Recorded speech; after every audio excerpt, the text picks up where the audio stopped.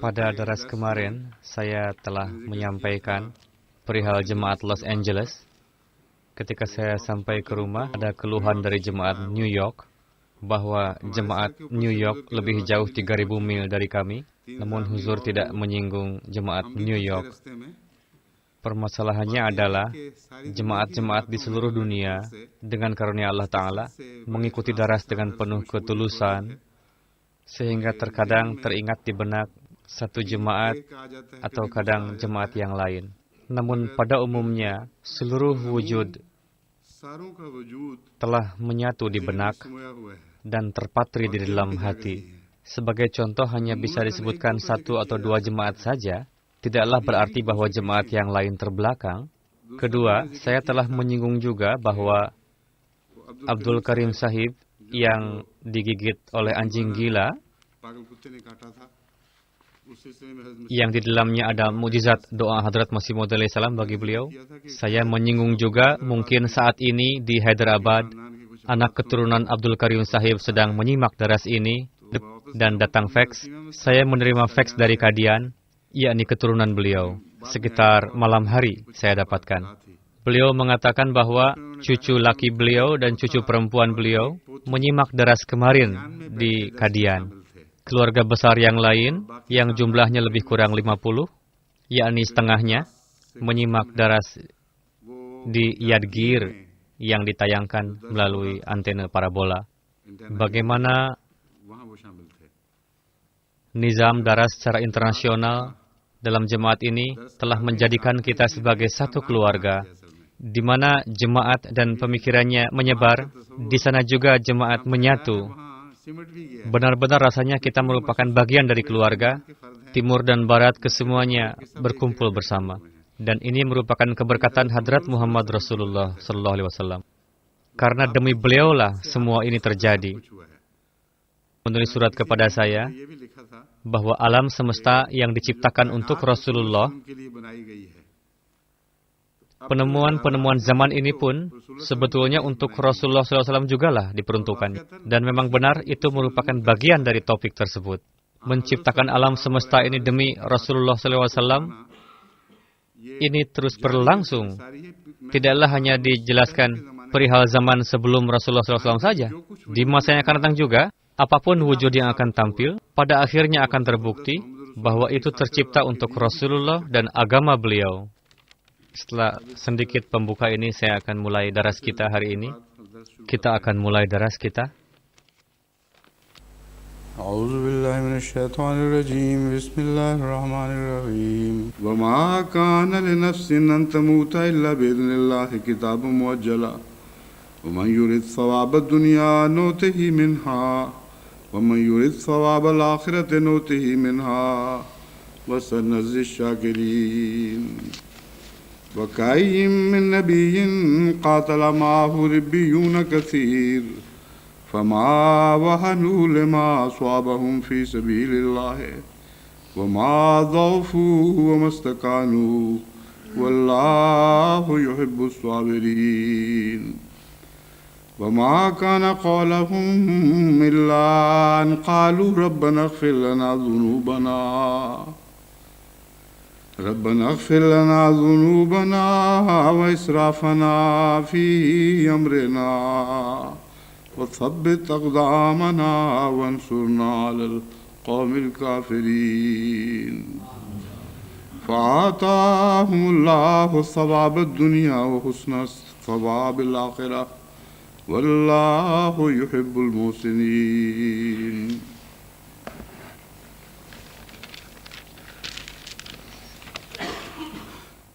Wa ma kana li nafsin an tamuta illa biidznillah.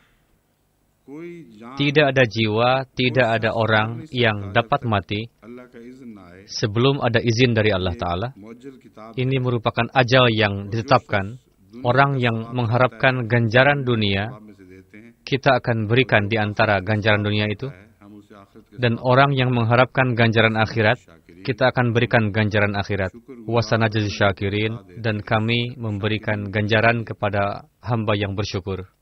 Berkenaan dengan ini, may yurid sawabad dunya nu'tihi minha, itu tengah kita bahas kemarin.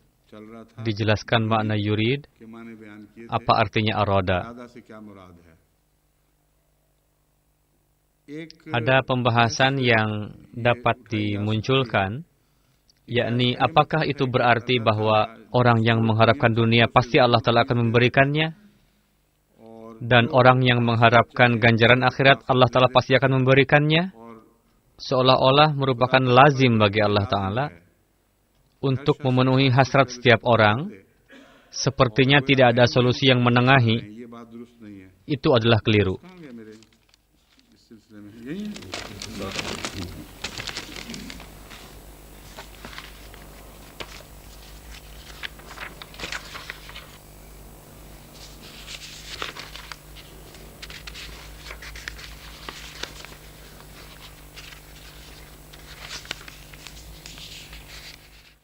Dari ayat Quran Karim yang lain, yang saya satukan, tapi tidak ada dalam catatan saya, terbukti dengan pasti bahwa Allah Ta'ala telah menjelaskan secara terang-terangan ketika aku beriradah untuk memenuhi keinginan ini, supaya di dunia ini dia mendapat segalanya, baru saya berikan.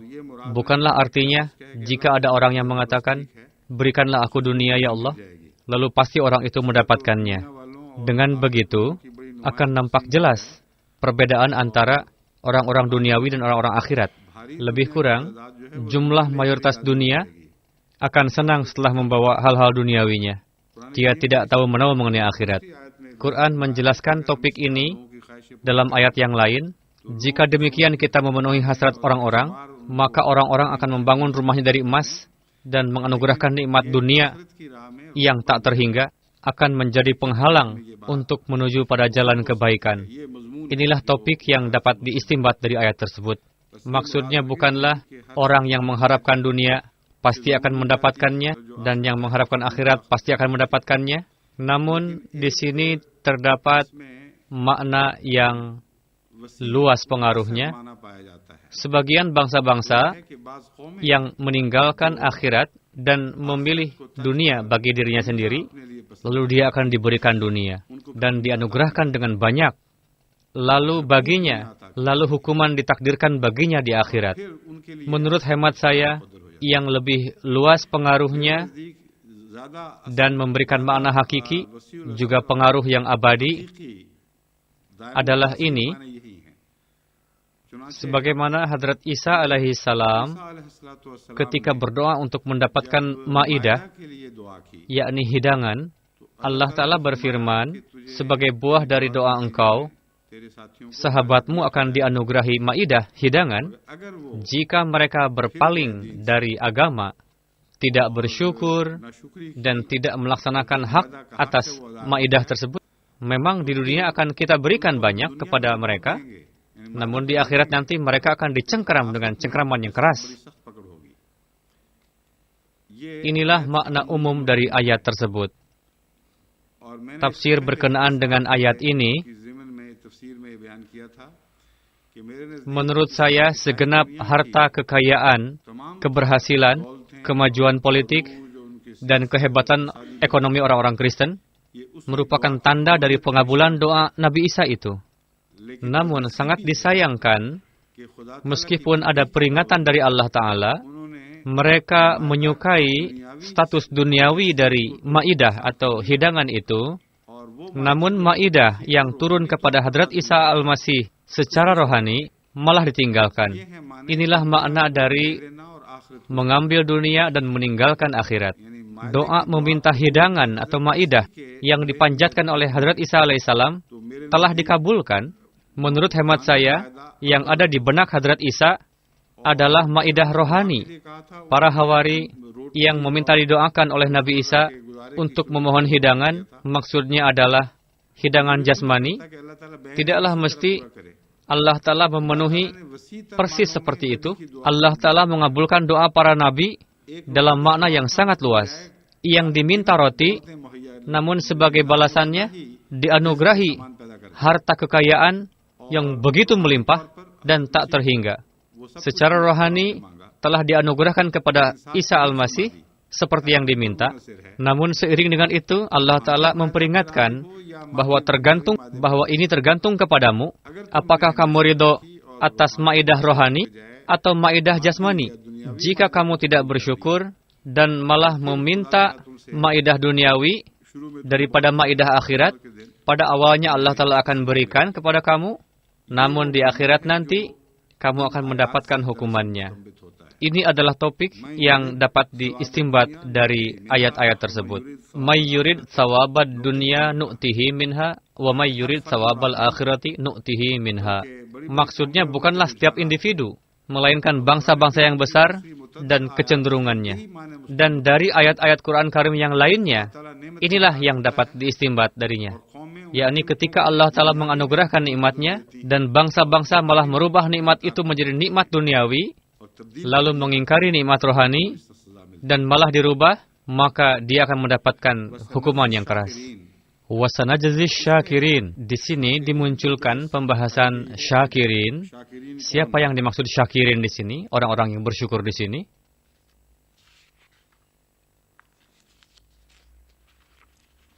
Sebelum ini saya telah menyampaikan juga bahwa menurut hemat saya, hamba yang paling banyak bersyukur di dunia ini adalah, dan merupakan pendapat setiap umat Islam, bukan permasalahannya menurut siapa, melainkan menurut Allah Ta'ala.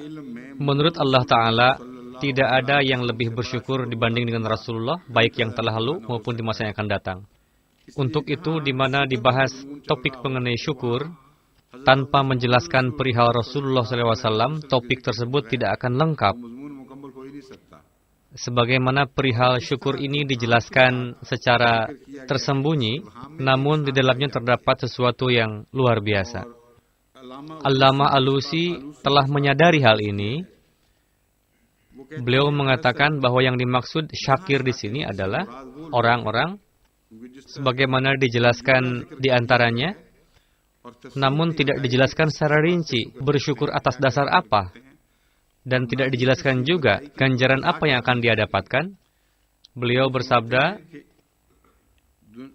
Allama Alusi bersabda, yang dimaksud orang bersyukur ini adalah orang-orang yang tidak menuntut kedua ganjaran itu, baik dunia maupun akhirat. Tujuannya hanya sebatas penghambaan semata. Sebagai ganjarannya Allah Ta'ala sembunyikan karena tidak dapat difahami oleh manusia. Atau mungkin ganjaran tersembunyi itu dalam wujud manifestasi Allah Ta'ala, dan inilah yang menjadi puncak tujuan dari para kekasih Allah Ta'ala. Di antara para mufassirin, menurut saya, pertama Allamah Alusi yang telah sampai pada poin. Namun setelah sampai di sana, tidak menyentuh perihal hadrat Muhammad Rasulullah Sallallahu Alaihi Wasallam, yakni pemikiran beliau tidak sampai ke sana. Makna pertama di sini adalah hadrat Muhammad Rasulullah Sallallahu Alaihi Wasallam. Karena sekian banyak makna syukur yang dapat difikirkan, semuanya tergenapi dengan zat beliau Sallallahu Alaihi Wasallam. Salah satu makna syukur adalah menganugerahkan sesuatu kepada seseorang, dan sebagai reaksi dari nikmat tersebut, sedemikian rupa hati bersyukur, sehingga orang yang berbuat ihsan tadi menghendaki untuk memberikan ihsan lagi kepada orang itu, karena orang tersebut sangat bersyukur. Inilah kondisi hadrat Rasulullah Sallallahu Alaihi Wasallam. Di dalam hadis Bukhari kita jumpai suatu ketika hadrat Aisyah bertanya kepada hadrat Rasulullah Sallallahu Alaihi Wasallam, segala dosa-dosa Anda telah diampuni. Maksud dosa di sini adalah kelemahan manusiawi. Yakni Anda diberikan kabar suka surga, kenapa Anda masih tetap beribadah semalaman? Kenapa Anda masih beribadah sepanjang malam? Berdiri lama di hadapan Allah Ta'ala sampai kaki Anda bengkak. Hadrat Rasulullah SAW menjawab, bersabda, Afala akuna abdan syakuro? Yakni tidak bolehkah aku menjadi hamba Allah Ta'ala yang bersyukur? Yakni ibadah beliau bukanlah untuk meminta nikmat, melainkan untuk melaksanakan hak atas nikmat-nikmat itu. Ini adalah topik bersyukur yang sangat tinggi derajatnya yang diperlihatkan oleh hadrat Rasulullah SAW. Lalu, sebagaimana yang telah saya jelaskan, beliau mengharapkan syahid dan ikut dalam berbagai peperangan, dan syahid tadi tidak dianugerahkan kepada beliau dengan mempertimbangkan hikmah dari Allah Ta'ala. Padahal sejauh berkenaan dengan martabat, sebagaimana Rasulullah telah dianugerahkan sebagai saksi bagi segenap para nabi, dalam kata syahid tersebut, segala jenis kesyahidan, termasuk juga segala jenis syahid, maqam dan martabat yang luhur. Untuk itu, saya tidak mengatakan dari sisi maqam dan martabat. Ketika Rasulullah SAW mengharapkan syahid dan ikut ke dalam peperangan, itu dilakukan bukanlah untuk mendapatkan martabat, melainkan demi untuk mempersembahkan jiwanya dan dirinya. Dari sisi ini, syahid tadi tidak diterima, namun beliau tidak lantas protes, mengeluh, dan tidak terfikir sedikit pun untuk mengeluh. Ridho dalam berbagai keadaan merupakan tanda yang khas dari bersyukur. Apakah sang kekasih menganugerahkan ataupun tidak? Apakah kekasih menganugerahkan kebahagiaan ataupun duka? Ridho secara sempurna dalam berbagai keadaan merupakan definisi dari syukur dalam derajat yang tinggi. Dari sisi ini, Hadrat Rasulullah Sallallahu Alaihi Wasallam adalah orang yang paling bersyukur di antara hamba-hamba Allah Ta'ala yang bersyukur. Sebagaimana kita saksikan, sebagian sahabat berkeinginan untuk mati syahid, sehingga beliau terkadang suka mengeluh. Berkenaan dengan Hadrat Khalid bin Walid, ada satu riwayat, berada di atas tempat tidur, ketika orang yang menjenguk bertanya kepada beliau, beliau mengatakan, coba singkirkan bajuku dari tubuhku. Ada riwayat yang menyebutkan mengangkat pakaian beliau, ada juga yang tubuh. Tubuh beliau dipenuhi dengan luka-luka. Tidak ada bagian tubuh yang tidak terluka, karena beliau memiliki hasrat yang dalam untuk mati syahid. Namun beliau menggunakan kata yang keras untuk diri sendiri, yang tidak bisa saya ulang-ulang. Beliau mengatakan, coba kamu lihat, aku akan mati di atas tempat tidur seperti ini. Seolah-olah beliau sangat berharap untuk mati syahid, namun keinginan itu tidak terkabul, sehingga timbul keluhan yang seperti itu dalam diri beliau. Namun Hadrat Rasulullah Sallallahu Alaihi Wasallam tidak ada riwayat yang mengisyarahkan bahwa beliau mengeluh kepada Allah Ta'ala, walau hanya sedikit saja. Beliau sepenuhnya ridho kepada keridhaan Allah Ta'ala, dan yang menjadi tujuan dari itu semua adalah zat Allah Ta'ala sendiri, bukan untuk mengharapkan ganjaran. Imam Alusi mengatakan, ganjaran yang tersembunyi sejenis ini, sebetulnya Allah Ta'ala sendirilah yang menjadi ganjaran itu, yakni ganjarannya dalam bentuk manifestasi Allah Ta'ala itu sendiri. Namun penjelasan mengenai hal itu tidak kita temukan secara detail. Padahal Quran Karim telah menjabarkan hal tersebut dengan jelas. Sebagaimana difirmankan, beberapa hamba Allah Ta'ala yang ridho dan diridhoi, ketika tiba kewafatan mereka, Allah Ta'ala berfirman, jika orang ini datang, aku akan katakan kepadanya, ya ayyatuhan nafsul mutmainnah, irji'i ila rabbiki radiyatan mardiyah, fadkhuli fi ibadi wadkhuli jannati. Wahai jiwa yang ridho dan diridhoi,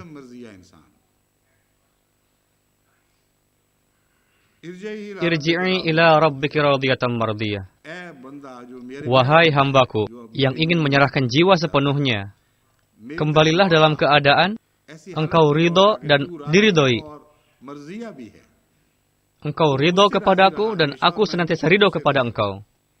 Fadkhuli fi ibadi. Di sini pembahasan surga dikesampingkan. Surga bukanlah menjadi cita-citanya. Yang dia inginkan adalah keridhaan Allah Ta'ala. Fadkhuli fi ibadi. Aku akan anugerahkan kepada engkau martabat untuk masuk ke dalam golongan hambaku. Ingatlah bahwa Hadrat Rasulullah Sallallahu Alaihi Wasallam dianugerahi sebutan Abdullah oleh Allah Ta'ala. Meskipun seluruh nabi merupakan ibadullah, yakni hamba Allah Ta'ala, namun julukan Abdullah tidak ada yang mendapatkannya selain Rasulullah Sallallahu Alaihi Wasallam. Di sini pun sepenuhnya adalah wujud beliau, hamba Allah yang mendapatkan julukan Fadkhuli fi ibadi wadkhuli jannati. Coba lihat, surga dikesampingkan di sini. Memang ganjaran disembunyikan di sini, namun penjelasan mengenai itu Quran Karim sendiri telah menjelaskannya pada ayat lain.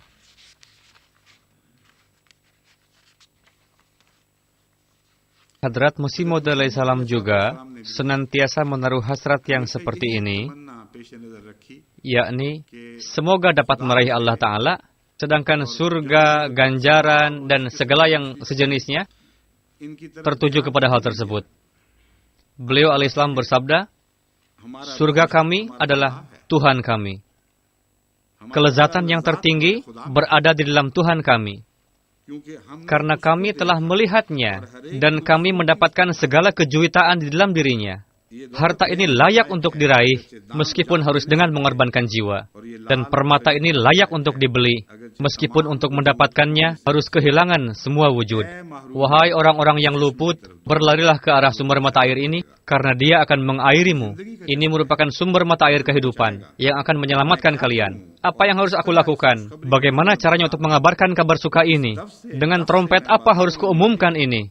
Bahwa ini adalah Tuhan kalian, supaya orang-orang mendengarkannya. Dengan obat apa harus kuobati, supaya telinga orang terbuka untuk mendengarkan ini. Jika kalian menjadi milik Allah Ta'ala, yakinlah Tuhan akan menjadi milik kalian. Ini sebetulnya merupakan tafsir dari Radiyatan Mardiyah. Jika kalian menjadi milik Allah Ta'ala, yakinlah Dia pun akan menjadi milikmu. Di sini, sebagai buah dari Radiyah, nikmat Mardiyah akan didapatkan, yakni diridhoi oleh Allah Ta'ala. Ini yang perlu diingat. Sungguh aneh dalam hal ini, nampaknya Allah Ta'ala memberikan wewenang kepada hambanya perihal status dirinya. Di sini pun, topik mengenai paksaan dan takdir terselesaikan setelah sampai pada ayat ini. Bagaimanapun, siapa yang dapat memiliki Allah Ta'ala jika dia melangkah bertentangan dengan kehendak Allah sendiri. Namun Allah Ta'ala sendiri meletakkan keridhaannya di tangan hambanya, berkenaan dengan kecintaan, kasih sayang. Memutuskan dan mencintai aku merupakan tugasmu. Jika kalian lakukan itu, kalian ridho, aku yakinkan kalian pun akan menjadi mardiyah dan diridhoi. Jika engkau ridho kepadaku, pasti aku akan ridho kepadamu. Inilah mafhum yang pada akhir taufik ini beliau jelaskan, yakni jika kalian menjadi milik Allah Ta'ala, maka pasti Allah Ta'ala pun akan menjadi milik kalian. Keputusan bahwa bagaimana akhir kehidupan kita, apakah termasuk ke dalam hamba yang bersyukur atau tidak, bukanlah suatu keputusan yang untuk itu harus menunggu kematian dulu, atau akan mengetahuinya setelah masuk ke dalam alam yang lain nanti. Setiap manusia dapat menilik jiwanya masing-masing. Dia tahu bahwa siapa aku, bagaimana aku, dan milik siapa aku. Mereka yang milik dunia, dia pun sadar bahwa dia adalah milik dunia. Mereka yang milik Allah Ta'ala, mereka pun sadar bahwa dia milik Allah Ta'ala. Pengetahuan yang tergantung pada pengalamannya, dan dalam kehidupan sehari-hari, ketika muncul pertanyaan perihal Tuhan, ataupun non-Tuhan, ataupun yang bukan Tuhan, dan setiap saat dia merujuk kepada Allah Ta'ala, meninggalkan yang selain Allah Ta'ala, bagi mereka merupakan kabar suka, yakni jika kalian menjadi milik Allah Ta'ala, maka yakinlah bahwa Allah Ta'ala milik kalian. Hadrat Rasulullah SAW adalah seorang hamba yang bersyukur, dan yang saya jelaskan ini adalah mafhum dari hamba yang bersyukur. Ketika kecintaan kepada Allah Ta'ala meliputi segala tujuan lainnya, dalam kondisi agama yang seperti apapun diletakkan, maka hal itu bukan menjadi yang prioritas baginya. Tuhan yang menjadi prioritas, dan dia bersyukur bahwa Tuhan adalah milikku, dan aku milik Allah Ta'ala. Untuk itu, meskipun mendapatkan buah yang manis atau pahit, baginya suatu hal yang tidak ada nilainya. Hadrat Masih Maud alaihissalam menulis, jika keridaan Allah Ta'ala berpihak untuk pergi ke neraka, maka dengan senang hati aku akan pergi ke neraka. Yakni keridaan merupakan surga terakhir bagi manusia, dan keridaan itu dapat menimbulkan rasa syukur. Jika timbul kekurangan di dalam rasa ridho, maka rasa syukur pun akan berkurang. Orang-orang yang lebih banyak berhubungan dengan nikmat-nikmat dan hubungan dengan sang pemberi nikmat kurang, ketika tangan pemberi nikmat itu terhenti, muncullah keluhan kepada tangan tersebut. ketika tangan pemberi nikmat itu memasukkannya ke dalam musibah atau memberikan buah yang pahit, maka akan mengeluh padanya. Jika dia mencintai kepada tangan tersebut, meskipun yang dapat nikmat ataupun musibah atau apapun, itu menjadi tidak ada artinya baginya. Sama halnya seperti kisah Mahmud dan Ayyaz, atau mengenai siapapun, yakni berkenaan dengan seorang raja dan hamba sahayanya. Para pembesar kerajaan dan orang-orang terdekat raja yang biasa berada di sekitar raja. Dalam hal ini ada seorang hamba sahaya yang bernama Ayyaz. Para pembesar kerajaan tadi iri kepada sang hamba sahaya, dan mereka ingin supaya nama baiknya menjadi buruk di mata raja. Ada satu kisah lagi yang tidak ingin saya sampaikan pada kesempatan ini. Seperti yang saya katakan, saya tidak ingat apakah itu kisah Ayyaz atau yang lain. Untuk itu saya ceritakan tanpa nama saja. Intinya orang yang dekat dengan raja yang membuat para pembesar iri. Suatu ketika raja ingin menguji mereka, apa bedanya kalian dengan hamba sahaya ini, dengan pembantu ini? Suatu ketika dipersembahkan satu buah yang besar dan nampak indah, lalu dipersembahkan kepada raja. Raja memotong dan memakan potongan itu. Lalu raja memotong potongan lain dan diberikan kepada hamba sahaya yang dicintainya itu. Hamba sahaya itu memakan buah tersebut dengan lahapnya, lalu raja pun memotong dan memberikannya kepada ketua para pembesar yang iri tadi. Ketika dimasukkan ke mulutnya, si pembesar tersebut langsung memuntahkannya lagi, mengatakan bahwa tidak enak sekali buah ini. Bagaimana raja bisa memakannya? Raja mengatakan, inilah bedanya kalian dengan hamba sahaya ini. Hamba sahaya ini mencintai tangan saya, tangan yang memberi kepadanya. Dia tidak peduli apa yang diberikan melalui tangan ini. Buah yang pahit pun dia makan dengan begitu lahap. Layaknya dia mendapatkan nikmat surga. Namun kalian, begitu banyak kebaikan yang kuberikan kepada kalian, sekali ini saja aku berikan buah yang pahit, wajah kalian langsung berubah. Inilah perbedaan hamba yang bersyukur dengan yang tidak. Dalam makna ini bahwa kehidupan Hadrat Rasulullah SAW yang pada zahirnya diliputi dengan banyak penderitaan, namun bagaimana rasa syukur yang beliau panjatkan kepada Allah Ta'ala, rasa syukur itulah yang merupakan hakikat sebenarnya dan bermakna. Apalah artinya nikmat-nikmat itu? Jika nikmat itu hilang, maka rasa syukur pun menjadi hilang. Namun orang yang dari sejak permulaan sampai akhir hayatnya diliputi dengan penderitaan duniawi, yang mana sebelum kelahirannya ayahnya telah wafat terlebih dahulu dan ibundanya wafat ketika berusia masih sangat kecil, dipelihara oleh kerabat-kerabat. Namun ketika dia mendakwakan, kerabat tadi meninggalkan semuanya, kecuali beberapa.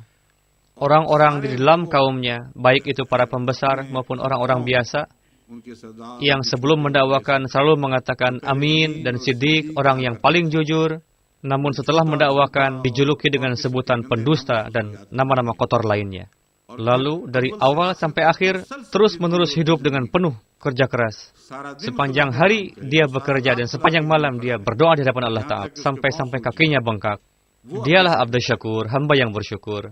Dan yang utama adalah berkenaan dengan orang tersebut, yakni ketika hadir ke hadapan Allah Ta'ala, maka suara Allah Ta'ala akan terdengar olehnya. Ya ayyatuhan nafsul mutmainnah, irji'i ila rabbiki radiyatan mardiyah, fadkhuli fi ibadi, wadkhuli jannati. Menurut saya, surga pun belum terbuka sebelum Rasulullah kembali ke dalamnya.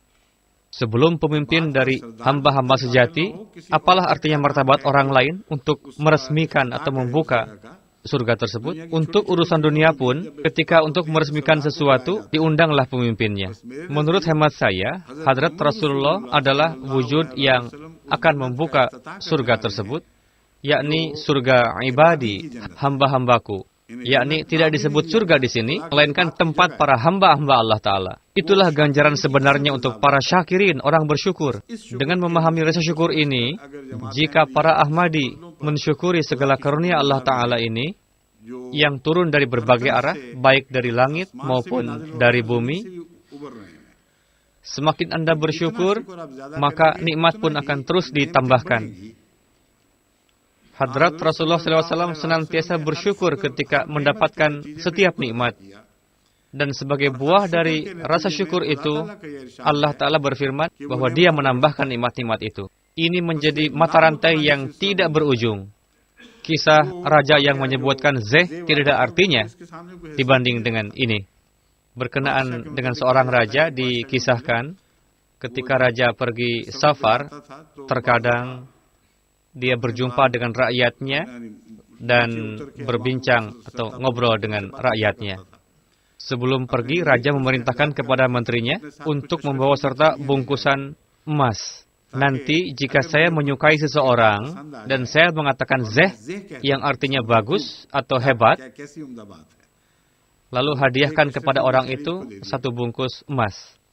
Raja berangkat. Ada seorang tukang kebun yang sedang memindahkan benih pohon kurma dari satu tempat ke tempat lain. Ketika diperhatikan, baru tahu bahwa ini orang yang sudah sangat tua. Mungkin mendekati 90 atau 100 tahun. Sedangkan pohon kurma berbuahnya lama. Dia ingin menanyakan perbuatan sia-sia apa yang tengah kamu lakukan ini. Dia bertanya kepada orang tua itu, kamu tengah menanam sebuah pohon yang buahnya mungkin tidak akan dapat kamu makan nanti. Kenapa kamu berbuat yang sia-sia? Orang tua itu tidak tahu bahwa yang bicara ini adalah raja. Wahai Tuan, tanaman yang ditanam oleh leluhur saya, namun mereka tidak sempat memakannya, sayalah yang memakannya. Untuk itu, tidak bolehkah aku untuk memanjatkan rasa syukur ini, untuk menanam tanaman, sehingga buahnya dapat dinikmati oleh orang pada generasi berikutnya. Raja suka sekali dengan jawaban orang tua itu, sehingga raja mengatakan, zeh. Lalu segera menteri menghadiahkan satu bungkus perhiasan kepada petani itu. Orang tua mengatakan, Tuan tadi mengatakan bahwa saya tidak akan merasakan nikmatnya buah ini. Buktinya sekarang saya sudah dapatkan nikmatnya. Lalu raja bilang, zeh lagi. Lalu menteri memberikan lagi satu bungkus perhiasan. Orang tua mengatakan lagi, coba lihat, pohon kurma hanya berbuah satu kali saja. Coba lihat kurma saya, dalam 1 tahun saja, sudah 2 kali berbuah. Lalu raja bilang lagi, zeh. Lalu dihadiahkan lagi perhiasan yang ketiga. Raja mengatakan kepada menterinya, kita pergi dari sini. Orang tua ini tengah merampas khazanah harta kita, namun tidak dapat merampas khazanah Allah Ta'ala. Hadrat Rasulullah SAW bersabda bahwa begitu luasnya khazanah Allah Ta'ala ini dan tanpa batas, tidak ada akhirnya. Sehingga meskipun kamu meminta apapun kepada Allah Ta'ala dan Allah memberikannya kepadamu, meskipun demikian, khazanah Allah Ta'ala tidak akan pernah berkurang, layaknya sebuah jarum yang dimasukkan ke lautan, lalu dikeluarkan lagi dari laut. Seperti halnya setetes air yang ada di ujung jarum itu. Setetes itulah yang berkurang dari lautan. Dan meskipun Allah Ta'ala memberikan segala macam kepada kamu, khazanah Allah Ta'ala tidak berkurang sedikit pun, walaupun sebesar tetes tadi. Topik Abdul Syakur, hamba yang bersyukur, sangatlah dalam. Meskipun topik ini dijelaskan secara tersembunyi, namun jika Anda memahami poinnya, bahwa yang paling utama adalah hadrat Rasulullah, maka seluruh khazanah dari makna tersebut akan masuk ke dalam tangan kita. Jadi berusahalah untuk menjadi hamba yang bersyukur seperti halnya Rasulullah sallallahu alaihi wasallam. Seberapa besar karunia Allah Ta'ala kepada kita, syukurilah itu. Ketika datang lagi, lalu bersyukur lagi. Lalu lihatlah, akan mulailah silsilah mata rantai khazanah yang tidak berujung. Seolah-olah meskipun semuanya dirampas oleh kita, namun tidak akan sedikit pun berkurang khazanah Allah Ta'ala itu. Masa-masa sulit yang menempa hadrat Rasulullah sallallahu alaihi wasallam, saat itu kita hendaknya melihat bagaimana sepak terjang beliau. Terkadang berkenaan hal tersebut, bagaimana nampak jelasnya, namun ketika meriwayatkan, para sahabat tidak memberitahukan apa yang tersembunyi di balik itu. Namun orang yang memahami kesesuaian yang ada di dalam sepak terjang Rasulullah SAW, orang tersebut dapat memahami. Karena air yang tenang tandanya dalam air itu. Misalnya dalam satu riwayat, dalam satu perang Badar, Hadrat Rasulullah SAW, kalau tidak salah dalam perang Badar, Hadrat Rasulullah SAW, saya kira pada peperangan Uhud, namun saya pun tidak pasti apakah itu terjadi dalam perang Uhud. Ketika beliau kembali dari perang dan dipenuhi luka, sangat lelah, dan hal itu membuat beliau demam. Saat itu, waktu salat Isya, Hadrat Bilal mengumandangkan azan dan mengabarkan kepada Rasulullah. Namun Rasulullah terlambat datang, sampai waktu berlalu mendekati pukul 12 malam, dan para sahabat masih menunggu untuk sholat berjamaah. Lalu Bilal mengabarkan lagi, "Ya Rasulullah, sudah waktunya untuk sholat. Mohon huzur berkenan untuk memimpin salat." Namun tidak keluar dari Rasulullah SAW walaupun satu kata yang mengatakan bahwa, "Apakah kamu tidak melihat keadaanku begitu buruk? Dipenuhi luka, apakah kamu tidak punya perasaan? Malah meminta aku untuk sholat. Dan berkali-kali kamu mengabarkan kepada saya." Tidak sedikit pun kata seperti itu keluar dari beliau. Beliau tidak menzahirkan rasa sedih, penderitaan, sakit. Beliau keluar tanpa mengatakan apapun. Menurut saya, dalam sikap beliau ini terdapat sisi kedua dari rasa syukur. Di sini beliau pun menyampaikan rasa syukur kepada para kekasihnya yang menginginkan beliau memimpin sholat. Di satu sisi beliau bersyukur kepada Allah Ta'ala, dan sisi kedua kepada hambanya. Dan riwayat-riwayat yang besar berkenaan dengan bersyukur. Di dalam riwayat tersebut tidak dijumpai kedalaman. Pada saat itu Rasulullah rela untuk menanggung derita demi para sahabat beliau, karena mereka akan bahagia jika bermakmum kepada saya. Dan mereka pun menjadi puas bahwa Rasulullah baik-baik saja. Mereka tidak akan khawatir lagi. Beliau keluar rumah, lalu memimpin sholat.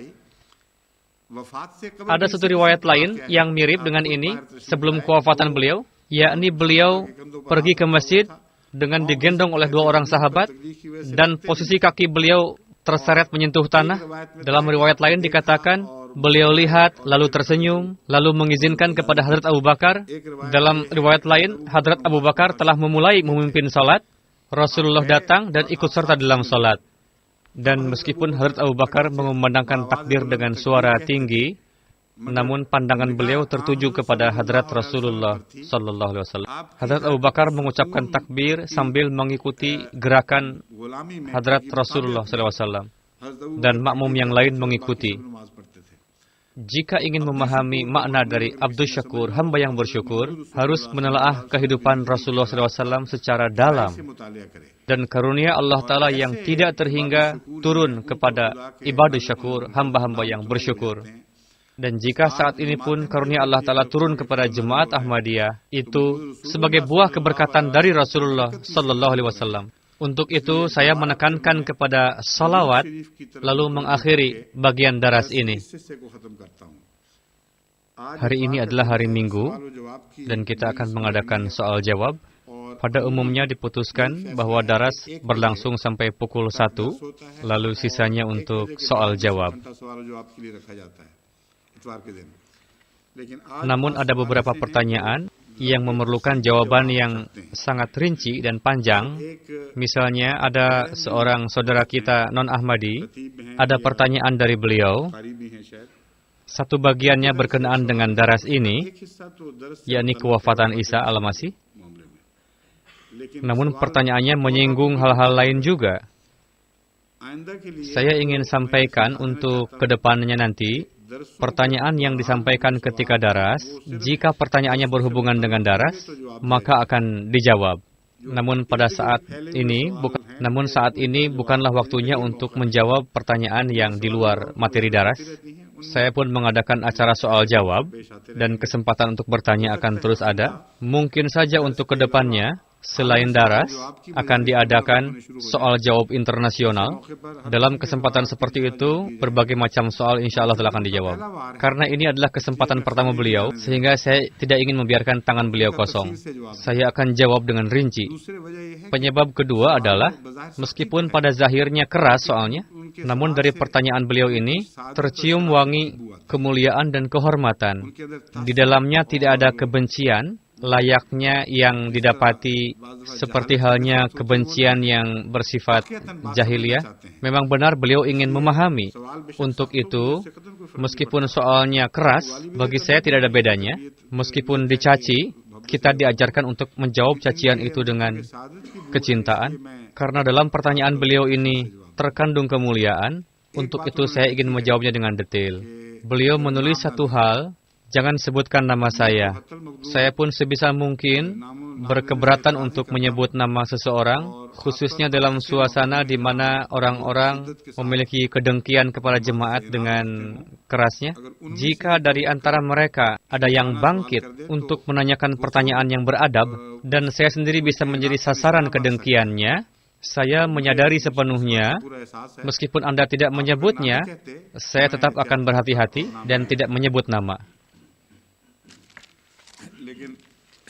Sebagian soal berhubungan dengan takdir, permasalahan takdir, pertanyaannya saya simpan untuk ayat yang lainnya. Ketika ada ayat yang akan membahas mengenai takdir lagi, saat itu pertanyaannya akan dijawab. Sebelum menyampaikan soal dari Maulwi Sahib, ada beberapa pertanyaan yang lebih singkat. Ishaq Attar Sahib dari Jerman menanyakan, saya menyebut nama beliau karena jenis pertanyaan beliau tidak akan menyebabkan orang lain menyerang beliau. Beliau bertanya, riwayat Rasulullah yang telah Anda jelaskan bahwa beliau memimpin salat jenazah untuk Abdullah bin Ubay bin Sulul, meskipun Hadrat Umar telah memberikan saran untuk tidak menyolatkannya. Pada ayat berikutnya, setelah ayat tersebut, mohon dijelaskan, pada zahirnya nampak kontradiksi perihal dua hal tersebut dalam riwayat ini, yakni wala tusalli ala ahadim minhum mata abadan wala takum ala qabrihi. Ayat yang dibahas adalah bahwa meskipun engkau beristighfar 70 kali, aku tetap tidak akan memaafkannya. Bagian ini yang tengah dibahas pada saat itu. Saya sampaikan bahwa Rasulullah bersabda, Umar, tinggalkan aku.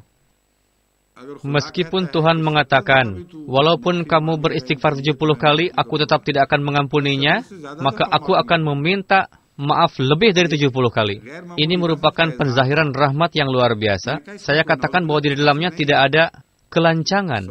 Penanya mengatakan, saya faham bahwa tidak ada kelancangan di dalam riwayat ini, namun apa jawabannya? Karena setelah itu difirmankan, wala tusalli ala ahadim minhum mata abadan, wala takum ala qabrihi. Yakni kapanpun di masa yang akan datang, jika ada orang yang mati dari kalangan mereka, janganlah menyolatkannya. Dan jangan sekali-kali berdiri di depan kuburannya untuk mendoakannya. Sebagai jawabannya adalah, riwayat yang saya ambil dari Sahih Bukhari, dijelaskan juga di dalamnya, bahwa setelah Rasulullah SAW memimpin salat jenazah, ketika sebentar saja terhenti di kuburannya, beliau langsung tinggalkan tempat itu. Karena saat itu tengah turun ayat yang bagian keduanya. Kalimat di dalam Bukhari itu adalah,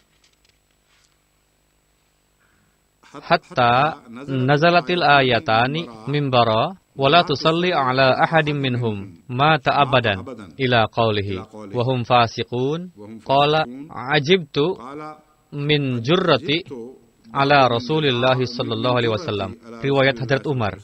Beliau berusaha melarang Rasul, beliau berusaha untuk menghentikan Rasulullah, meriwayatkan bahwa ketika Rasulullah berhenti sebentar di kuburannya, turunlah nasihat dari Allah Ta'ala bahwa di masa yang akan datang,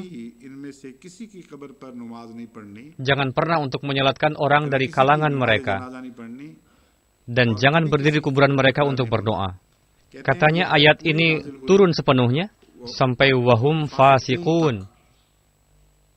2 ayat ternyata. Bukan 1, melainkan turun 2 ayat sampai hum fasiqun. Hadrat Umar juga mengatakan bahwa setelah itu saya senantiasa takjub. Kenapa saat itu saya begitu lancang untuk menghentikan Rasulullah SAW? Karena Allah dan Rasulnya yang paling banyak mengetahui. Apalah artinya saya mengatakan begitu? Namun mungkin maksudnya adalah untuk memperlihatkan topik rahmat Rasulullah SAW. Untuk itu, ini zahir sebagai buah dari takdir. Beberapa ulama telah mengirimkan kepada saya referensi yang detail berkenaan dengan Abdullah bin Ubay bin Sulul. Sepertinya dalam benak beliau, topik deras ini adalah Abdullah bin Ubay bin Sulul. Topik tersebut kebetulan muncul saja ketika menjelaskan rahmat Rasulullah, padahal saya tidak tertarik dengan hakikat dia, kisah leluhurnya, anaknya berapa, bagaimanapun mereka mengirimkannya. Semoga Allah memberikan ganjaran dan pasti bermanfaat. Masya Allah. Mana lagi pertanyaan yang singkat-singkat?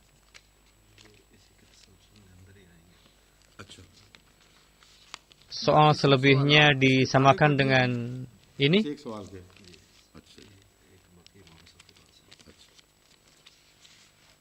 Kita rangkum saja. Mungkin saja ada soal yang tertinggal nanti.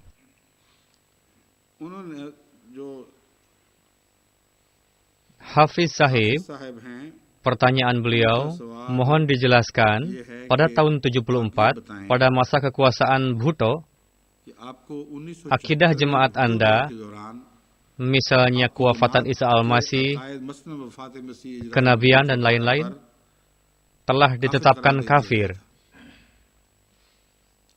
Saat itu terjadi diskusi panjang antara perwakilan Jemaat Ahmadiyah dengan ulama Islam di hadapan Qaumi Assembly. Perwakilan Ahmadiyah telah diberikan kesempatan untuk menyampaikan akidahnya dengan leluasa. Anggota Qaumi Assembly dari segi keilmuan, akal, mental, seolah menjadi ruh dari bangsa, telah sepakat memutuskan perkara agama yang rentan dan penting bahwa berdasarkan akidah tersebut, orang Ahmadi bukanlah Muslim. Katanya setelah itu, kenapa Anda tidak menerima juga keputusan itu? Setelah mendengar bukti yang begitu kuat, jika Anda tetap keras kepala dalam akidah Anda, maka apa yang akan Anda dapatkan? Selain dari menciptakan perpecahan di dalam kalangan umat Islam. Sangat menarik kesimpulan yang diambil oleh penanya ini. Dalam hal ini banyak sekali yang telah dijelaskan. Saya akan sampaikan jawaban untuk Anda secara bergiliran yang termasuk ke dalam pertanyaan barusan. Pertama-tama pertanyaannya adalah keputusan yang diberikan oleh Qaumi Assembly, bagaimana statusnya? Kedudukannya adalah, di dalamnya ada beberapa ulama dan beberapa perwakilannya. Departemen Pemerintah Pakistan menerbitkan white paper, genap white paper, yakni buku putih. Dan kalau dibuka isinya, mahkamah, jika memang itu benar, maka sungguh mengherankan. Sibuk siang malam untuk mengumpulkan bahan dan merubah pasal ketentuan, dan dilakukan kerja keras yang luar biasa oleh mereka. Dan mereka melakukan upaya yang gigih untuk itu. Untuk menyerang jemaat Ahmadiyah, diupayakan oleh ulama dan pemerintah untuk mempersiapkan bahan. Ada juga satu bagian di dalam assembly itu yang masuk berbagai kalangan orang. Dalam assembly tersebut, ada juga orang-orang ateis, ada juga orang-orang yang tidak pernah membuka Al-Quran, ada juga orang yang tidak bisa baca kalimah syahadat, dan mungkin sampai saat ini belum bisa. Pakistan की हुकूमत ने बाद की हुकूमत ने white paper शाया किया और उनका कच्चा छठा खोला तो उस वक्त बात बातें इल्म में आई अगर वो सच्ची हैं तो हैरत अंगेज हैं yakni orang-orang yang siang malam berbuat maksiat, zalim kepada orang miskin, tukang korupsi, merampas harta rakyat. Seolah-olah itulah tujuan dari mayoritas anggota assembly saat itu. Jadi dalam dua keputusan itu, inilah dua jenis pengambil keputusan yang hadir pada saat itu. Berkenaan dengan keputusan keagamaan, saya jelaskan secara singkat kepada Anda apa yang terjadi sebetulnya. Jemaat Ahmadiyah mempersembahkan mahzarnama, buku putih, yang di dalamnya akidah dan keyakinan harusnya Anda ketahui. Masalah besar dan mendasar yang pertama yang diangkat oleh jemaat adalah apakah Dewan Majelis suatu pemerintahan di dunia ini memiliki kewenangan untuk memutuskan agama seseorang bertentangan dengan kehendaknya. Inilah masalah yang diangkat di dalamnya. Dan dibuktikan bahwa usahakan suatu Dewan Majelis, pengadilan pun tidak diberikan kewenangan untuk menisbahkan suatu agama lain kepada seseorang selain dari agama yang dianutnya. Tugas pengadilan hanyalah untuk menanyakan bahwa agama kamu apa. Tidak dibenarkan untuk mengkritik, mencari kelemahan, perihal agama yang dianut oleh seseorang. Namun seseorang tidak dapat ditetapkan bertentangan dengan agamanya. Bukan juga hak Dewan Majelis. Tidak ada hubungannya Dewan Majelis dengan hal seperti ini. Karena Dewan Majelis merupakan lembaga pemerintahan. Jika Anda mengakui kewenangan suatu Dewan Majelis di suatu tempat seperti itu, berarti setiap Dewan Majelis di dunia ini berhak untuk itu. Inti pertanyaannya adalah, apakah berhak memisahkan seseorang dari suatu agama padahal bertentangan dengan kehendaknya? Jika di satu tempat diakui seperti itu, maka di tempat lain pun Dewan Majelisnya berhak. Jika di Hindustan, Dewan Majelis Hindustan memutuskan bahwa pertumpahan darah yang terjadi di kalangan umat Islam, namun itu dituduhkan kepada kami. Jika di Hindustan misalnya, kenapa Dewan Majelis tidak lantas memutuskan bahwa mereka bukan Muslim, lalu mengumumkan bahwa sekian firkah yang mengaku sebagai Muslim, dalam hal ini mayoritas Dewan Majelis memutuskan sebagai perwakilan negara bahwa mereka bukan Muslim. Suatu pemikiran yang jahiliyah. Namun dasar dari kebodohan ini ditanamkan pada sidang majelis tahun 74. Ketika Dewan Majelis diakui berwenang untuk memutuskan hal yang seperti itu, yang mana keputusan itu tidak ada kaitannya sedikit pun dengan Dewan Majelis. Lalu, apa yang kita sampaikan dalam kesempatan tersebut, satu hal yang perlu dijelaskan adalah, keputusan terakhir yang diambil adalah seolah-olah na'udzubillah bahwa akidah Jemaat Ahmadiyah mengenai ayat Khatamun Nabiyyin bertentangan dengan akidah yang dipegang oleh mayoritas umat Islam. Untuk itu berarti Jemaat Ahmadiyah bertentangan dengan Al-Quran dan tidak mengakui ayat Khatamun Nabiyyin. Inilah tuduhan yang dilontarkan kepada Jemaat Ahmadiyah. Sidang majelis yang berlangsung selama 14 hari, di dalamnya tidak disinggung sedikit pun mengenai masalah Khatamun Nabiyyin. Silakan Anda lihat sendiri laporannya. Buktikan. Dan saya pun hadir saat itu. Tuduhannya seperti itu memang dalam buku Mahzarnama. Kami sendiri yang mengangkat masalah Khatamun Nabiyyin di dalam buku Mahzarnama. Dan kami telah buktikan dengan banyak sekali permisalan bahwa keyakinan Jemaat Ahmadiyah adalah benar. Keyakinan Anda lah yang salah. Dan dalil jemaat ini tidak dipatahkan. 14 hari dihabiskan untuk melemparkan tuduhan ini, tuduhan itu. Namun keyakinan yang disampaikan oleh Jemaat Ahmadiyah perihal Khatamun Nabiyyin tidak disinggung sedikit pun di dalam sidang majelis. Semua skenario ini merupakan kelicikan politik. Tidak ada sedikit pun bobot keagamaannya. Berkenaan dengan keputusan sidang majelis tersebut, Jemaat Ahmadiyah ditetapkan sebagai non-Muslim, lalu sisanya 72 firqah diakui sebagai Muslim. Putusan ini pada zatnya mengandung benang kusut. Dengan mengeluarkan Jemaat Ahmadiyah dari 72 golongan, 72 firqah atau golongan, memutuskan bahwa yang 72 adalah Muslim, dan yang satu sebagai non-Muslim, benar-benar bertentangan dengan kehendak Hadrat Muhammad Rasulullah Sallallahu Alaihi Wasallam. dalam menyampaikan keyakinannya, Jemaat Ahmadiyah menyampaikan secara gamblang, telah disampaikan kepada sidang majelis, bahwa jika kalian tetap bersikeras untuk mengangkat masalah ini, ingatlah bahwa keputusan Hadrat Rasulullah Sallallahu Alaihi Wasallam berkenaan dengan zaman perpecahan adalah, beliau bersabda, ketika umat Islam terpecah ke dalam banyak firqah atau golongan, akan terpecah menjadi 72 golongan. Sebagaimana Yahudi pun sama, kulluhum finnar illa millatan wahidah. Semuanya penghuni neraka kecuali satu, dan itu adalah jamaah. Keputusan tersebut diarahkan kepada hal ini. Tidaklah dikatakan bahwa kamilah penghuni surga, sedangkan kalian penghuni neraka. Tidak. Dengan begitu mereka akan emosi. Dikatakan bahwa kamu diberikan wewenang untuk memutuskan.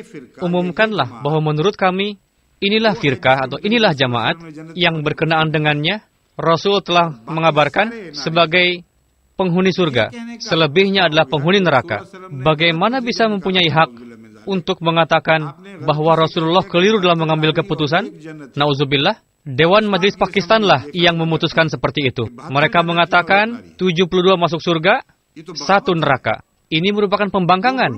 Negeri yang didapat atas nama Islam dan dibuat sebagai keberkatan dari kalimah la ilaha illallah.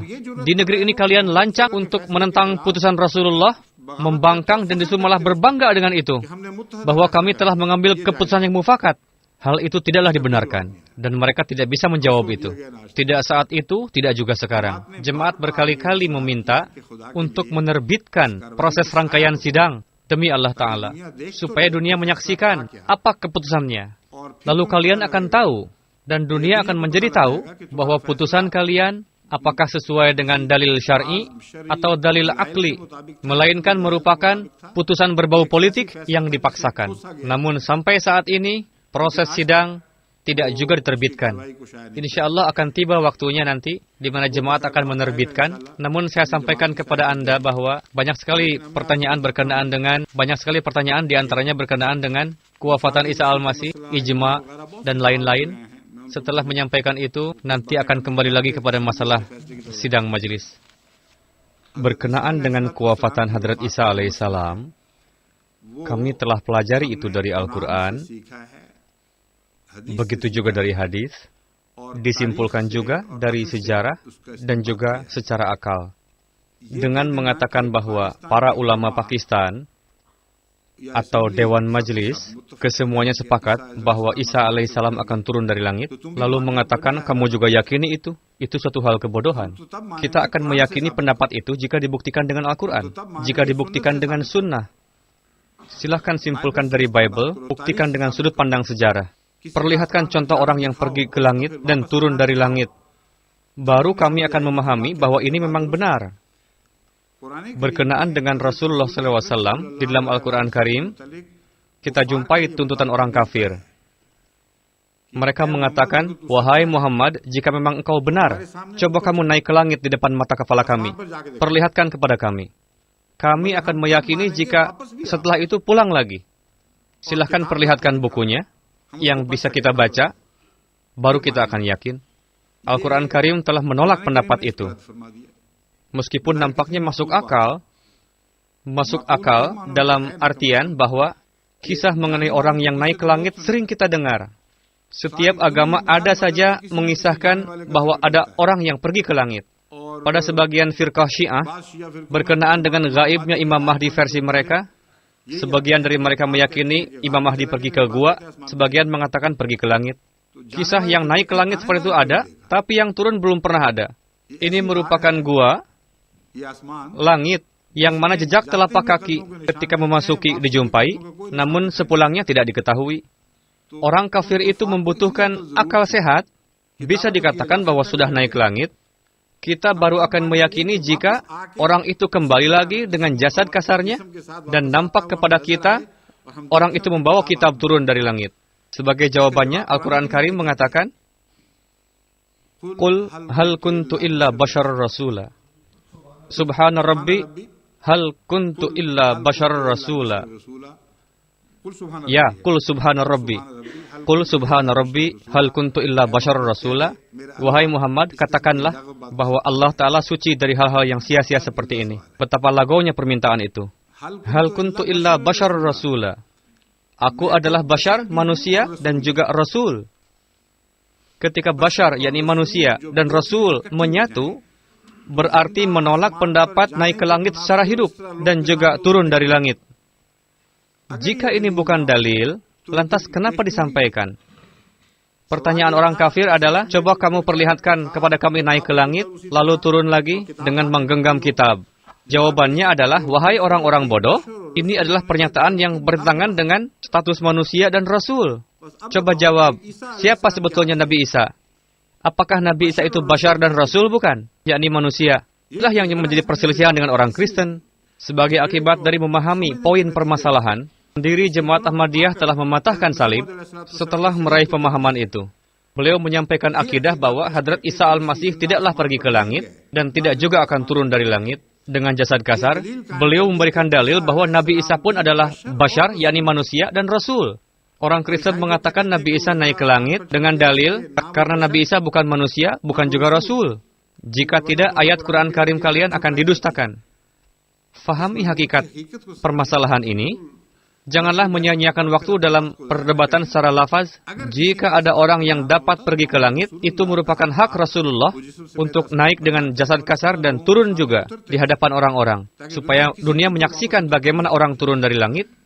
Namun kejadian yang seperti itu adalah bertentangan dengan keagungan dan kesucian Allah Ta'ala. Untuk itu Allah Ta'ala berfirman, Qul subhana rabbi, hal kuntu illa basar rasula. Sekarang akan saya sampaikan kepada Anda bagaimana kedudukan ijma'. Sering dikatakan bahwa umat Islam telah berijma' menentang Jemaat Ahmadiyah. Perlu diingat adalah urutan ijma' di dalam usul fikih setelah Quran, Sunnah, dan Hadis. Ijma' bukanlah yang pertama. Jika ada yang mempersembahkan Al-Quran, lalu ditentang oleh ijma', berarti ijma' tersebut lago dan batil. Sebelum pertama-tama dibuktikan dari Al-Quran, bahwa masalah kamu tidak terbukti dari Al-Quran, tidak ada yang berhak untuk menyampaikan ijma'. Kedua, pemikiran mengenai ijma', pada zatnya terdapat cacat yang harus difahami. Ketika keputusan ijma' itu dituduhkan kepada Jemaat Ahmadiyah, saat itu Jemaat Ahmadiyah adalah bagian dari ijma'. Sebelum memutuskan untuk mengeluarkan dari kalangan umat Islam, secara hukum Jemaat Ahmadiyah adalah termasuk Islam. Jika Jemaat Ahmadiyah menentang ijma' itu, bagaimana bisa menjadi ijma'? Ijma' dikeluarkan setelah mengeluarkan Jemaat Ahmadiyah, bukan sebelumnya. Bagaimana kita dapat menerima keputusan ijma' jika ijma' itu diputuskan setelah mengeluarkan kita? Sama halnya dengan suatu ungkapan, sarang yang diambil oleh burung dari taman itu, jadi kita tidak bisa melakukan apa-apa. Selama kita berada di taman itu, kami berdiri menentang ijma' tersebut. Dan tidak hanya Jemaat Ahmadiyah, para ulama besar Islam pun mendukung hal tersebut. Yang sudah saya sebutkan nama-namanya pada darah saya sebelumnya, yang sama berkeyakinan bahwa Hadrat Isa alaihissalam, seperti halnya Rasul yang lain, meninggal dan masuk ke tanah, tidak naik ke langit. Berkenaan dengan ijma', pembahasan lebih lanjut, coba Anda perhatikan. Beberapa firqah umat Islam, mereka menempuh suatu keyakinan yang mana hal itu tidak disetujui oleh firqah umat Islam lainnya. Dari sisi ini, ada ijma' lain untuk menentang setiap firqah itu. Misalnya, itu fatwa ya, bukan misalnya.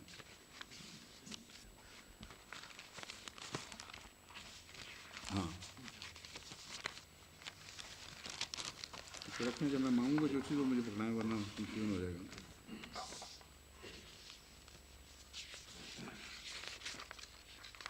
Kami telah mencantumkan di dalam buku Mahzarnama berkenaan dengan permasalahan yang dipertentangkan dan kami tidak mendapatkan jawabannya. Saya sampaikan lagi dengan ucapan permohonan, begitu pentingnya keputusan yang telah diambil namun disembunyikan kepada masyarakat umum, tidak diinformasikan kepada umat Islam pada umumnya, perihal dalil-dalil dan jawaban yang kami sampaikan. Mereka tidak menerbitkan itu. Saya beriradah untuk menerbitkan pendapat ini dan disebarkan ke seluruh dunia, supaya orang tahu apa yang kita sampaikan, dan apa yang dikatakan oleh mereka sebagai jawabannya. Dalam Syiah Mazahib, Tazkiratul A'immah, halaman 91, tertulis bahwa Hadrat Ali sebetulnya adalah Tuhan. Manaqibi Murtadawi, Hayatul Qulub, jilid 2, halaman 49, menyatakan bahwa Hadrat Ali adalah Tuhan dan Muhammad adalah hambanya. Na'udzubillah min zalik. Lalu dalam Nasihut Tawarikh, jilid ke-6, kitab kedua, halaman 348, Allah Ta'ala telah memerintahkan kepada alam semesta untuk itaat kepada para imam tasyayyu, yakni Syiah. Dalam Risalah Noratan, halaman 26, menyatakan Hadrat Ali anaknya Tuhan. Risalah Noratan, halaman 37, menyatakan bahwa sebetulnya Al-Quran diturunkan kepada Hadrat Ali. Ghaniyatut Talibin dan Haqqul Yaqin, Majlisi bab 5. Kitab yang memiliki keutamaan di kalangan orang-orang Syiah. Tulisan Alamah Majlisi. Di dalamnya tertulis bahwa Hadrat Ali lebih afdal daripada seluruh para nabi. Termasuk di dalamnya Hadrat Rasulullah sallallahu alaihi wasallam.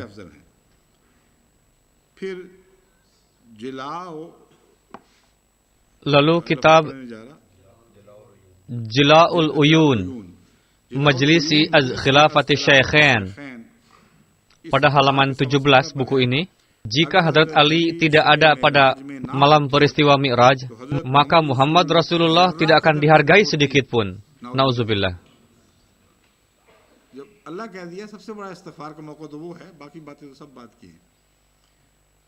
Lalu Tafsir Safi, juz 22, halaman 411, ada kelemahan kita ketika memberikan referensi. Di dalamnya tidak mencantumkan edisi cetakan tahun berapa buku ini.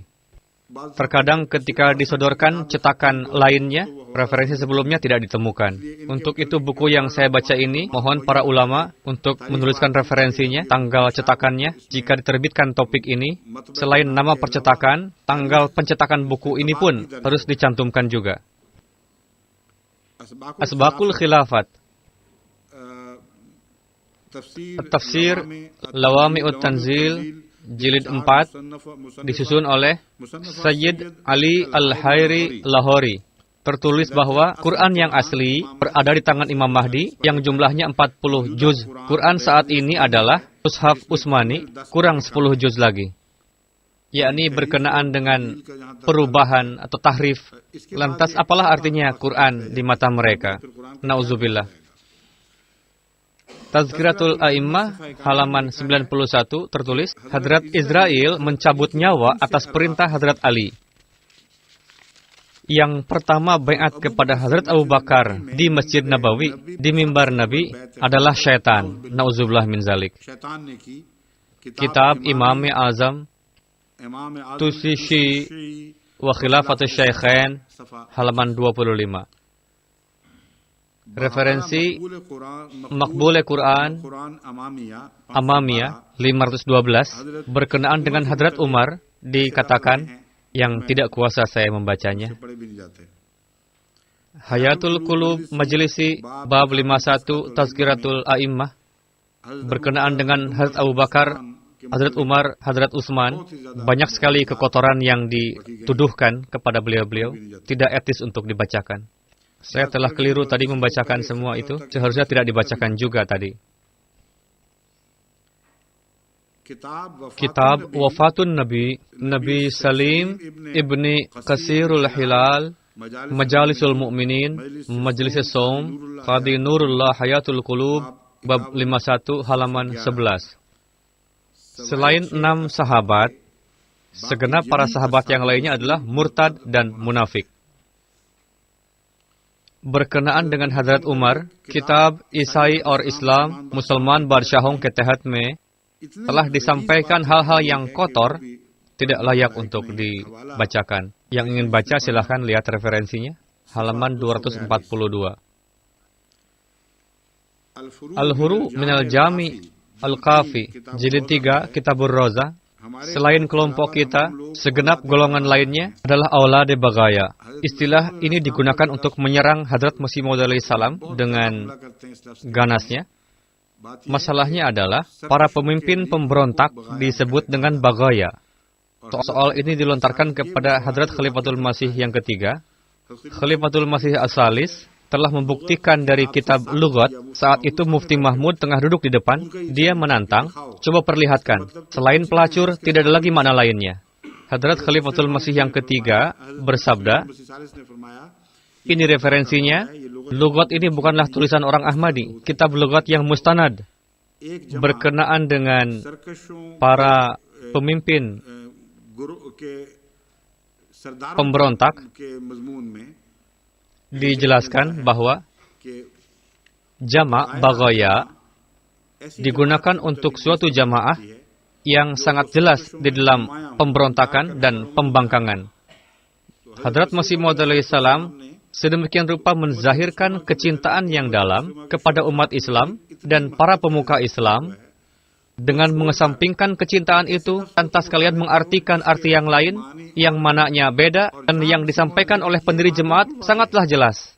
Yakni sebagian para penentang mengupayakan kezaliman yang sudah melampaui batas. Pendiri jemaat Ahmadiyah menyebut para pemimpin penentang itu dengan sebutan bagaya. Istilah ini dijumpai dalam buku-buku Syiah. Jika ada keberatan dan memaksakan untuk mengartikan lain, lantas Syiah mengatakan bahwa selain Syiah, seluruh umat Muslim yang mengaku umat Rasulullah adalah keturunan pelacur. Nauzubillah. Bagaimana bisa seperti itu? Untuk itu, Jemaat Ahmadiyah tidak pernah menyerang imam tersebut. Jika ada celah untuk diartikan lain, maka tuntutan kemuliaan adalah alih-alih mengambil makna yang kotor, gunakanlah makna yang lainnya. Berkenaan dengan firqah Deobandi, Fatwa Rasyidiyah, bagian pertama, halaman 19, Madhab Deobandi, Maulana Ghulam Meher Shah Sahab Goldawi menyatakan akidah firqah Deobandi. Firqah ini meyakini bahwa Allah Ta'ala Maha Kuasa untuk berkata dusta. Risalah Al-Imdad, Maulana Ashraf Ali, mengenai Ma'asifar 376, halaman 45, kalimah Deobandi adalah La ilaha illallah, Ashraf ala Ali Rasulullah, dan salawatnya adalah Salli ala Sayyidina wa Nabiyyina wa Maulana Ashraf Ali. Ini terbukti dari bukunya.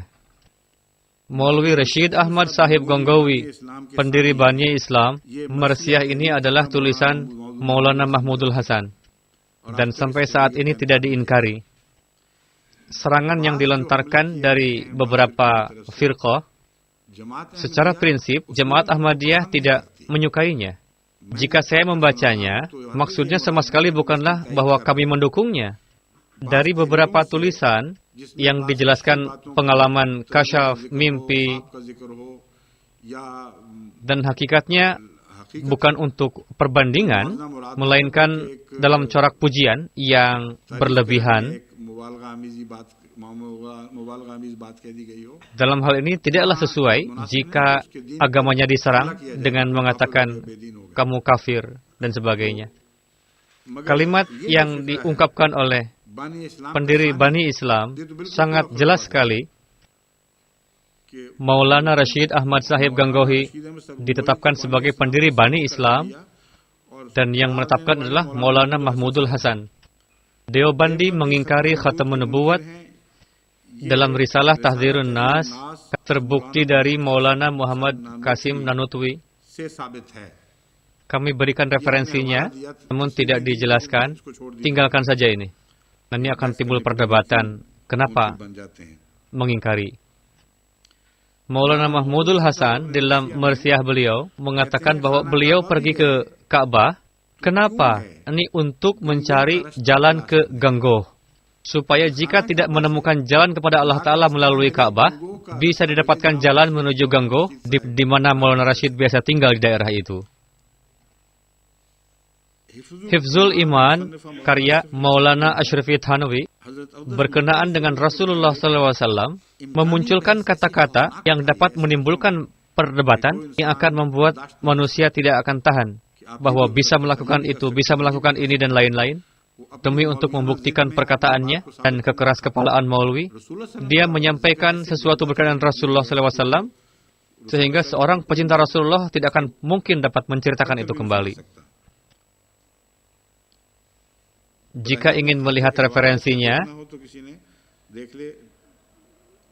Hifzul Iman, karya Maulana Ashraf Ali Thanwi, cetakan Deoban, halaman 9. Barahine Qati'ah, karya Khalifah Rashid Ahmad, Musaddiqah Rashid Ahmad Ganggohi, halaman 51. Begitu juga Haji Imdadullah Sahib ditetapkan sebagai rahmatan lil alamin. Idhafatul Yaumiyah, karya Maulana Ashraf Ali Thanwi, jilid 11, halaman 105. Berkenaan dengan firqah Brelwi, Syamai Tauhid, karya Maulana Salaullah Amritsari, tuduhannya memberikan derajat Tuhan kepada Rasulullah. Dalam Anwarus Sufiyah Lahore, selain kepada Tuhan, menganggap orang suci dapat menjauhkan kesulitan dan dapat dimintai pertolongan. Ali Busayyidah dianggap sebagai Sayyidul Qura, Anwarus Sufiyah, Juni 1915, halaman 19. Mereka pun dituduh mengingkari Khatamun Nabiyyin. Insane Kamil, bab 36, penulis Sayyid Abdul Karim Jailani. Meyakini wahyu ilham masih berlangsung, ini pun tuduhan kepada kita juga. Dan sampai saat ini, dan memang benar, kita meyakini bahwa firman Allah Ta'ala kepada hambanya terus berlangsung dan tidak ada yang dapat menghentikannya. Fatwa ahli hadis kepada jemaah Islami sebagai buah dari tulisan mereka jugalah tuduhan yang dilontarkan saat ini. Cekralwi dan Perweli. Maksudnya hanyalah apa yang dimaksud dengan ijma menurut kalian? Pada hakikatnya, semua firqah ini yang berdasarkan kepada ijma firqah-firqah lainnya merupakan kafir dan terkeluar dari Islam. Satu firqah berada di satu sisi, dan ijma seluruh firqah bersatu dan menyerangnya. Misalnya firqah yang mengatakan Hadrat Ali sebagai Tuhan, nauzubillah, katanya Al-Quran seharusnya turun kepada Hadrat Ali, namun karena wajahnya mirip dengan Rasulullah, untuk itu malaikat telah keliru memberikannya kepada Rasulullah. Yang seperti ini pun menyebut diri sendiri sebagai Muslim. Dan tidak ada umat Islam lainnya yang sepakat dengan akidah seperti itu. Di dalam jemaat Ismaili begitu banyak pertentangan dengan firqah-firqah lainnya dalam Islam. Dalam makna bahwa sebagian akidah jemaat Ismaili berbeda dari umat Islam pada umumnya. Jika satu persatu semua firqah-firqah itu ditampakkan berbeda dari mayoritas umat Muslim pada umumnya dan ijma atas hal itu, maka satu persatu setiap firqah itu akan terkeluar dari Islam.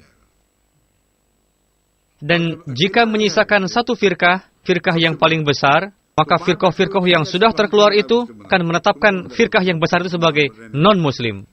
Ini merupakan olok-olokan dan upaya yang sangat lagau. Yang mereka lakukan itu tidak ada kaitan sedikit pun dengan ijma.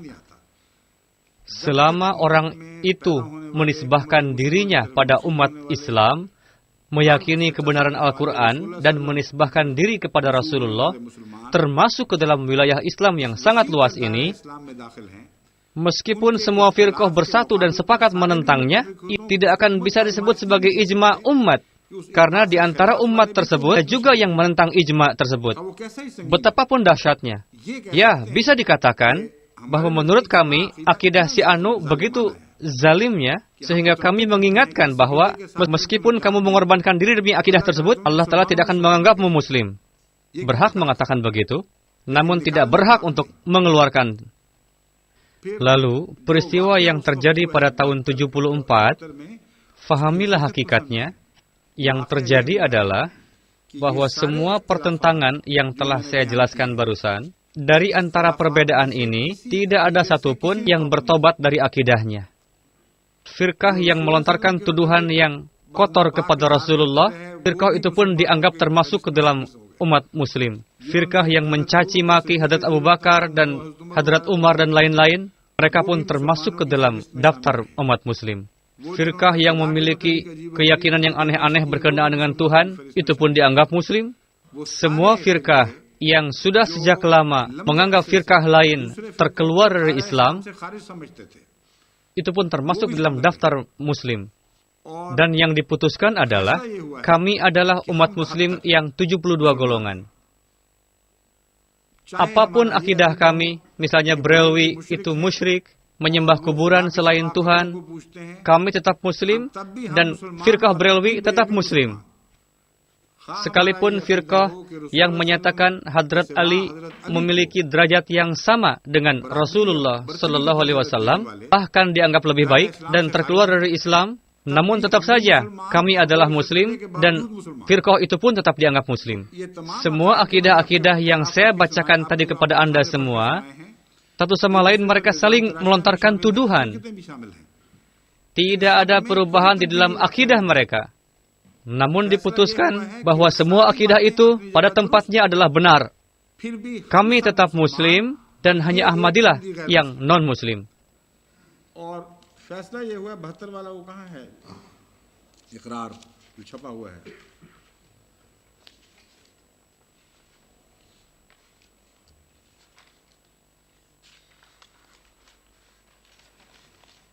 Kesimpulannya adalah Zamindar 5 November 1952 halaman 2 di dalam kolom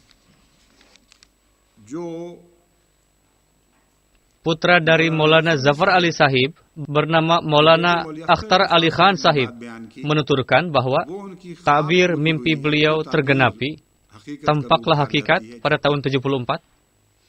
Sejak 1300 tahun yang lalu, Majlis Amal telah memberikan kesempatan untuk ijma' umat yang kedua kalinya. Pada hari ini, dalam menentang Mirza Qadian, ke-72 firqah telah bersatu dan sepakat. Hanafi, Wahabi, Deobandi, Syiah, Sunni, Ahli Hadis, Brelwi, kesemuanya, segenap pir dan segenap sufi bersatu dan sepakat bahwa Mirzai adalah kafir dan dianggap minoritas di dalam Islam. Yang terjadi pada tahun 74 merupakan tabir dari mimpi yang tergenapi ini. Dan menjadi diketahui siapa yang 72 dan siapa yang satu. Dan yang 72 golongan ini telah membenarkan penandaan ini. Dulu diperdebatkan bahwa kamilah yang satu dan kalian yang 72. Namun pada saat itu yang diperdebatkan adalah yang 72 kami, yang satu adalah kamu.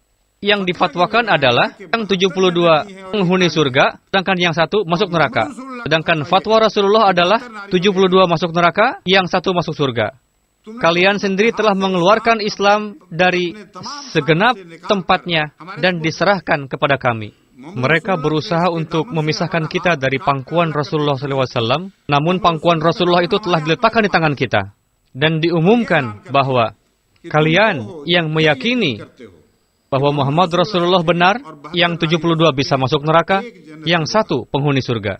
Dan kita yang menyatakan bahwa keputusan itu tidak benar. Namun pada saat ini, Dewan Majelis Pakistan telah memutuskan bahwa 72 golongan masuk neraka dan satu surga. Menurut mereka, meskipun di dalam 72 firqah tadi terdapat berbagai macam pertentangan, akan tetap masuk surga. Meskipun banyak hal lain lagi, nanti ke depannya akan insya Allah dibahas. Pembahasan mengenai yang 72 golongan merupakan penghuni neraka, berkenaan dengan ini, jangan sampai tertipu bahwa na'udzubillah, maksud Rasulullah adalah seluruh 72 golongan itu dan segenap individu yang di dalamnya akan masuk neraka. Meskipun kalimatnya seperti itu, dan banyak sekali ulama muslim yang meyakini hal itu.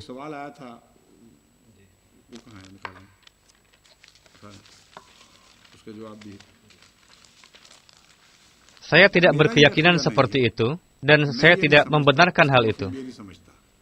Maksud kulluhum finnar, semuanya di neraka, adalah merupakan fatwa yang bersifat umum. Jika memfatwakan setiap individu yang ada dalam firqah tersebut adalah penghuni neraka, hal tersebut tidaklah mungkin merupakan kehendak berberkat dari hadrat Rasulullah Sallallahu Alaihi Wasallam.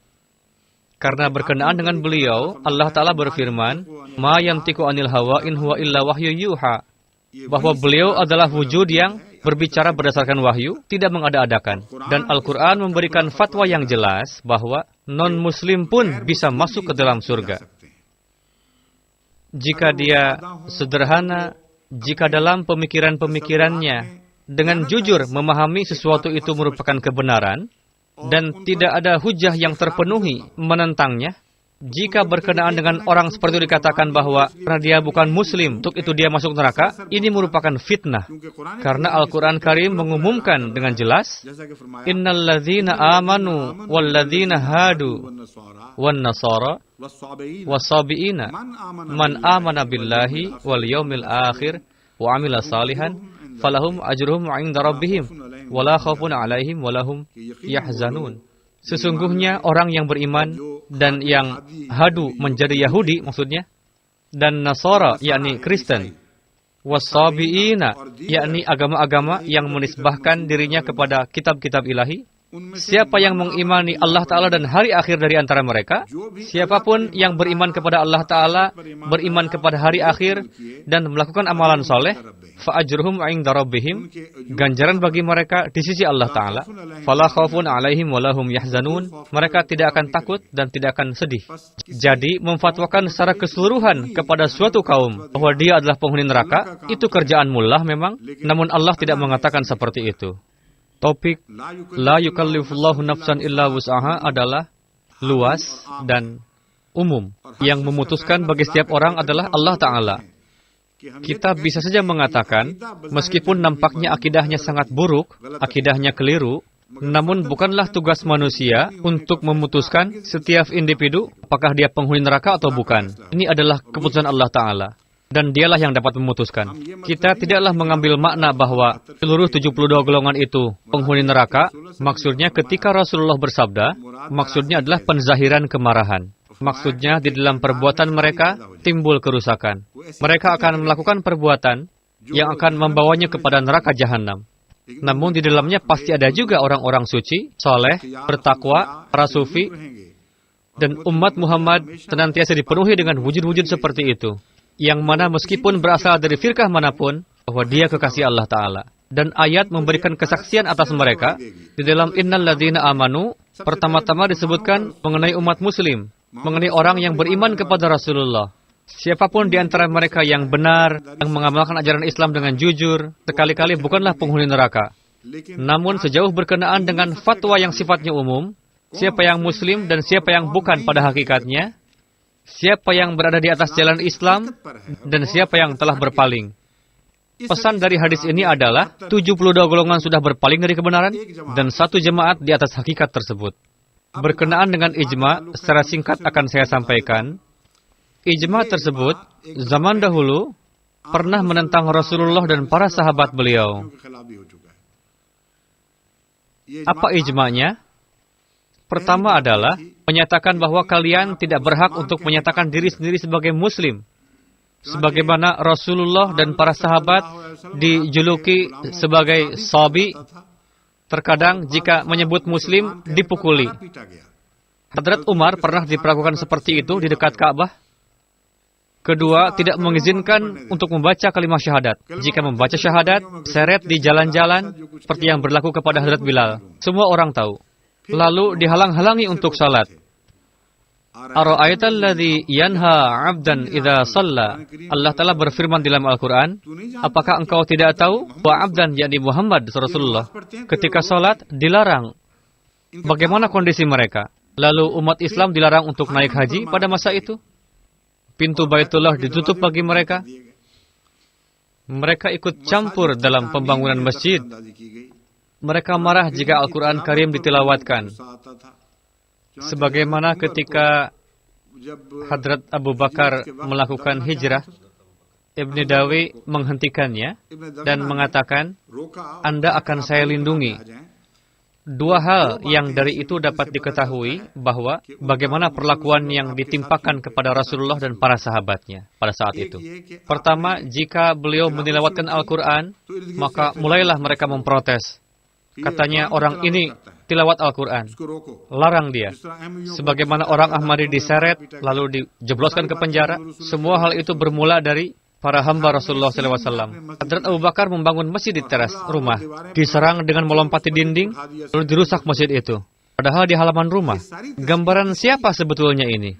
Kenapa para maulwi di Pakistan tidak berpikir? Kalangan terpelajar, juga para cendekiawan, apapun yang dilakukan oleh orang kafir kepada Rasulullah dan para sahabat beliau, di dalam sejarah umat Rasulullah, tidak ada satu umat pun yang diperlakukan seperti itu selain Jemaat Ahmadiyah.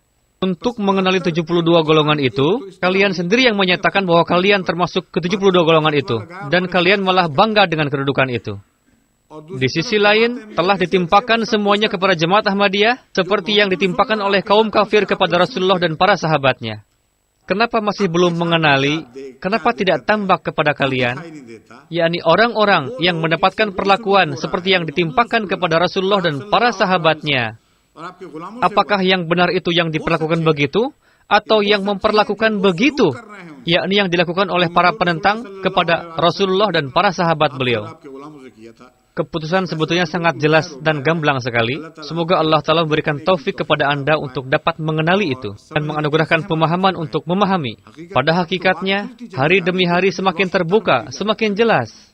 Satu pertanyaan yang disampaikan dengan rasa bangga, bahwa Anda mengatakan si A memfatwakan begini kepada si B memfatwakan begini kepada si C. Coba Anda jawab, apakah di dalam umat Rasulullah SAW pernahkah terjadi di mana seluruh firqah menyatu untuk menentang satu firqah? Saya katakan, subhanallah, dalil yang tidak terfikir oleh kami, kamu telah mengingatkannya. Tidak pernah terjadi yang seperti itu. Telah mengakui dengan mulut sendiri. Tidak ada satu firqah yang dilarang dari sholat, dari mengucapkan kalimah syahadat, dilarang ke masjid. Memang masjid lainnya ada juga yang diserang, namun ini dalam corak yang umum. Secara khusus, tidak ada firqah lain yang dilarang dari mengucapkan kalimah syahadat selain jemaat. Apa yang terjadi kepada Rasulullah SAW dan para sahabat, perlakuan itu jugalah yang dialami oleh Jemaat Ahmadiyah. Referensi Dewan Majelis yang Anda berikan itu secara jelas dan gamblang mendukung kebenaran atas Jemaat Ahmadiyah. Semoga Allah Ta'ala memberikan taufik untuk dapat memahami. अच्छा जी, अस्सलाम वालेकुम। ये कट तो नहीं किया है राब्ता? अच्छा, नहीं जारी है ना? हाँ, नहीं, मैंने मुख्तसर करके बात खत्म कर ली है। अस्सलाम वालेकुम रहमतुल्लाह।